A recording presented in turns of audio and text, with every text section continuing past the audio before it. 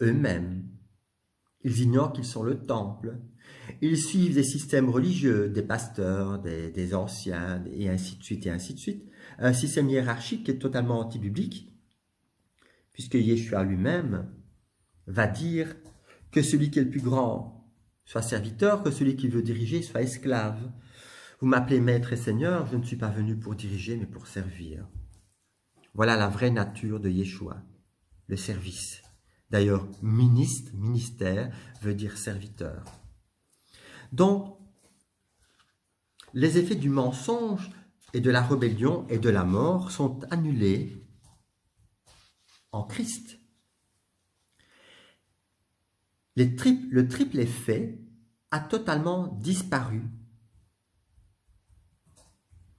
parce que Christ est l'opposé et la négation même du mensonge, de la rébellion et de la mort. Ainsi en est-il de la révélation extraordinaire, la plus spirituelle et la plus céleste de Christ dans l'évangile de Jean, la vie, la lumière et l'amour. La lumière et la vérité sont des mots interchangeables. Christ a fait de ces mots bien plus que des concepts ou des abstractions. Il les a fait personnels en disant « Je suis lumière et amour ». Il n'y a plus ni ombre ni mensonge, ni manque de transparence en lui et en nous quand nous recevons sa nature. Dans son attitude et dans notre attitude, notre relation doit être parfaite. Il n'existe ni rébellion, ni rivalité, ni schisme, ni division, ni guerre, ni aucune séparation de la source de vie. Il a pu dire « Je suis la résurrection et la vie ». Jean 11, 25. Rien d'égocentrique chez lui. Tous les efforts du diable dans le désert étaient de flatter son ego, propre intérêt, apitoiement sur soi, auto-justification, préservation, autoprotection, réalisation de soi, indépendance. Le diable, Lucifer, avait réussi dans son objectif un autre fossé. Si le diable, avait réussi dans son objectif, un autre fossé se serait creusé entre Elohim et l'homme. Le plan de rédemption aurait été réduit à néant.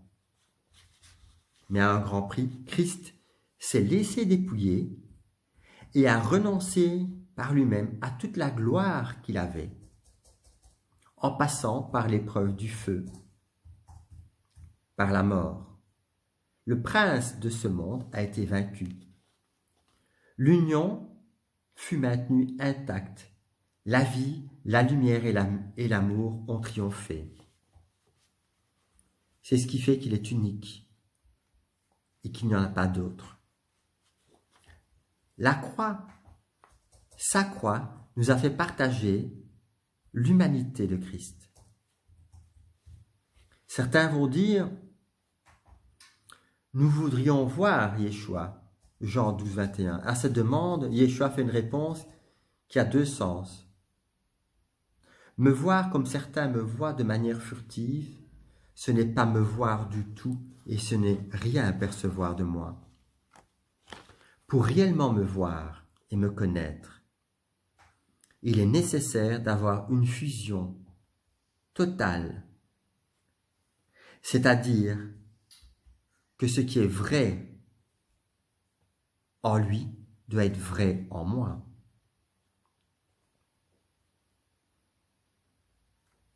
Nous devons vivre cet amour en esprit et en vérité, non pas uniquement par des paroles, mais par les actes qui accompagnent nos paroles. Autrement dit, à l'image de Christ, ce que je pense, ce que je ressens et ce que je vis dans ma chair doit être conforme à Christ.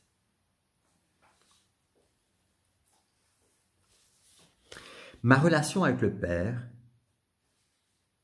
et dans la relation avec le Père, à travers le Fils, une vérité intérieure vécue. À moins que le grain de blé ne tombe en terre et ne meure, il reste seul. Mais s'il meurt, il portera beaucoup de fruits. Jean 12, 24.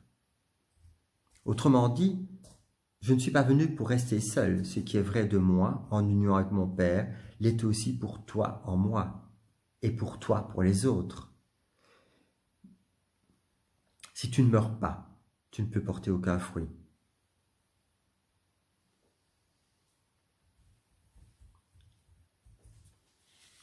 Le Seigneur va dire,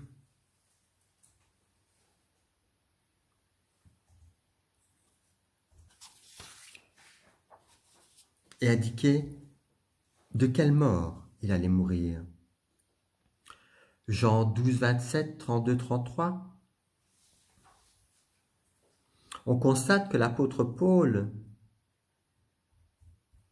avait couvert tout ce chemin lorsqu'il va dire « L'amour de Christ nous presse parce que nous désestimons que si un seul est mort pour tous, tous donc sont morts.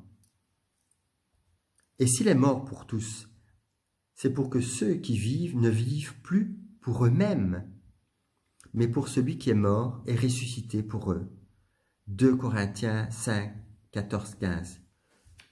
Ne vivent plus pour eux-mêmes. Je pourrais dire, j'accueille l'amour de Christ, je vois dans sa mort unique la mort de chacun de nous déjà accomplie par le moyen de sa mort, cette mort qui nous a séparés de Elohim, mais Paul va exprimer aussi que si nous sommes unis en lui, il faut venir à la croix et l'expérimenter. Nous devons intégrer sa mort et la nôtre, et ensuite, par la foi, expérimenter une vie de résurrection, en lieu et place de l'ancienne vie égoïste qui a disparu, la vie centrée sur le je. Lorsque le Seigneur m'a appelé il y a 26 ans, bientôt 27 ans, il m'a dit ceci.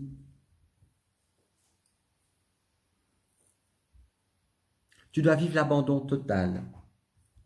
Sur ce, je lui ai répondu, mais Seigneur, tout le monde va diriger ma vie alors.